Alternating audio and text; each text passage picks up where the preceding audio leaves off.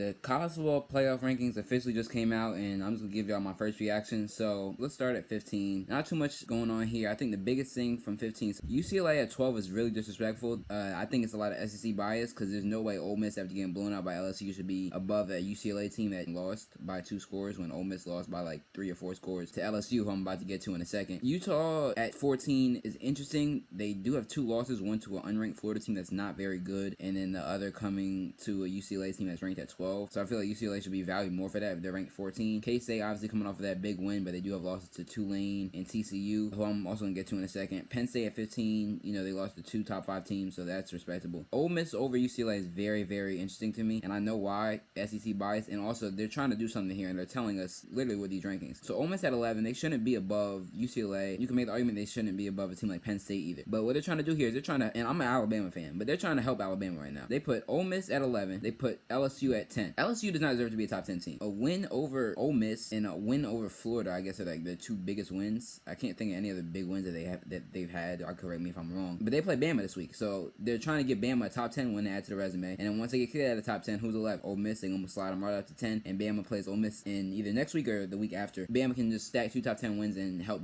boost their resume. I guess they're just kind of neglecting UCLA. It's kind of saying that if UCLA wins out, it's gonna be tough for them to get in because they don't think that their resume is better than teams like LSU and Ole Miss. They're really just trying to help out Alabama. Alabama should not be at 6 over TCU. TCU is a team that's had a really, really tough schedule, and they've won all their games. I think they should be above a team like Clemson, who's currently ranked in the top 4, and we'll get to that in a second because that's kind of wild too. Oregon at 8 is fair, I think. USC at 9 is fair. LSU at 10, they don't deserve to be 10. They lost to FSU, who's an unranked team right now. They lost to Tennessee, and they look terrible against Tennessee. USC in their loss, they lost by 1. They didn't look terrible. Team behind that, Ole Miss, looked terrible in their loss. UCLA, they did not look terrible in their loss. They only lost by 15. So this is just more of an SEC thing, SEC bias, and I guess a SEC respect thing that I guess they have for the SEC that they don't have for other conferences. Alabama is a team that I think that they're probably a top 4 team in the nation if we're talking about neutral field, who they can play. They had Tennessee beat their kicker, Mr. Field Goal. I don't think Alabama is like undeserving of 6, but based off of resume alone, TCU has more quality wins, better strength of record. I think they're 3rd in strength of record in the country, and they're undefeated in a tough conference. Why is a team like Clemson above them? Why is a team like Michigan above them? Why is a team like Alabama above them? I'm not quite sure. Tennessee 1, Ohio State 2, Georgia 3. Those 3, I don't really care. They can sort themselves out. I personally put Ohio State at number 1, just they've looked the best. They've had no struggle games. Tennessee hasn't really had many struggle games either against like bad teams, but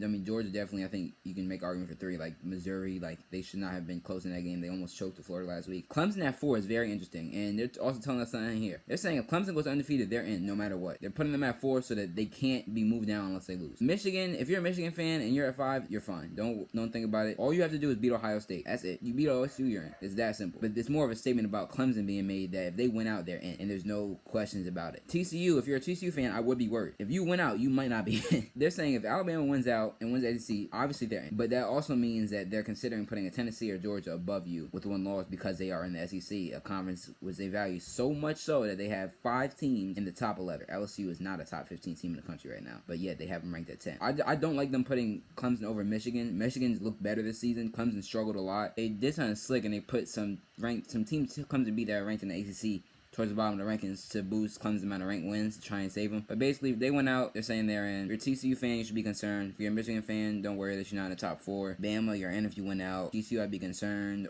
Oregon, y'all just gotta pray. And LSU and Ole Miss being ranked is just either SEC bias or them wanting to help Bama or a combination of both. So yeah, like, comment, subscribe, I'm out of here, y'all.